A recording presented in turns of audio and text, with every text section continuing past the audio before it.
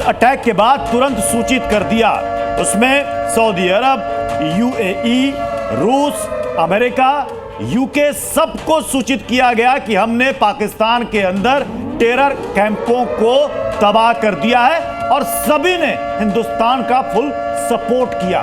America ने कह दिया आपको पूरा हक है अपने बेगुनाह नागरिकों की मौत का बदला लेने का। तो यह बहुत बड़ी बात अमेरिका की तरफ से कह दी गई। तुर्की, चीन, ईरान की तरफ से कोई बयान पाकिस्तान के समर्थन में नहीं आया। पाकिस्तान के पास अब ऑप्शंस क्या नजर आ रहे हैं आपको, अगर आप देखें? देखिए, पाकिस्तान के ऊपर जो मुझे ऑप्शन नज़र आ रहे हैं कि इनकी लड़ने की कैपेसिटी नहीं है। जब कैपेसिटी नहीं है तो ये फिर जाके रोएंगे इंटरनेशनल पटल पे कि इसका समझौता सरेंडर कर देगा पाकिस्तान।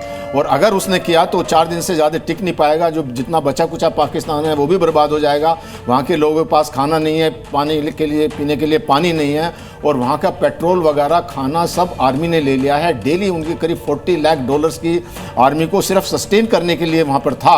और अभी जिस तरह के अटैक हुए हैं, उनका जो फॉरेन रिजर्व है वो सिर्फ $8 बिलियन है। आगे जो है उनको IMF कोई फंड देगा नहीं, FATF की ग्रे लिस्ट में दोबारा आ जाएंगे। तो देखिए, सब कुछ चीज ये चलती हैं धन से।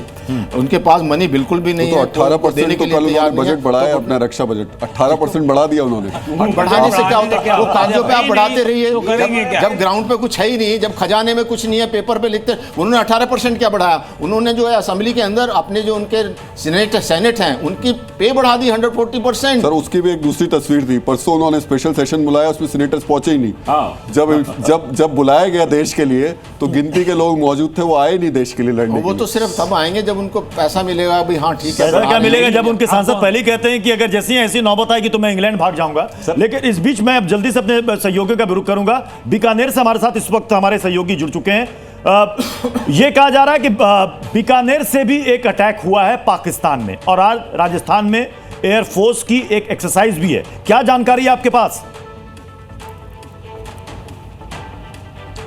जी बिल्कुल, देखिए जानकारी मैं आपको दे दूं, पूरी तरह से जमीन से लेकर आसमान तक सील पैक कर दिया है भारतीय सेना ने। पाकिस्तान की तरफ खलबली मची हुई है। बहावलपुर का जो इलाका है, जो खाजूवाला, गंगानगर और बीकानेर से बॉर्डर से जो जुड़ा हुआ है, वहां पर खलबली की जो खबर है, क्योंकि जो जिस तरह से एयर स्ट्राइक भारतीय सेना ने की है उसके बाद खलबली पाकिस्तान में मची। हमले के बाद पाकिस्तान पूरी तरीके से बौखलाया हुआ है और उस बौखलाहट का असर दिख रहा है LOC पर। LOC पर पाकिस्तान कल देर रात से ही लगातार भीषण गोलीबारी कर रहा है। हालांकि 12 दिनों में वो 45 बार से ज्यादा सीज फायर का वायलेशन कर चुका है। अब ये देखिए, तस्वीरें भी अब सामने आनी शुरू हो चुकी हैं।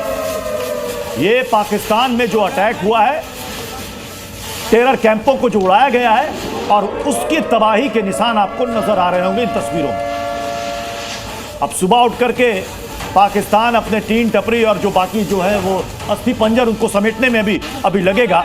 और अब रजत भी हमारे साथ जुड़े हुए। रजत, आपके पास क्या जानकारी है LOC से?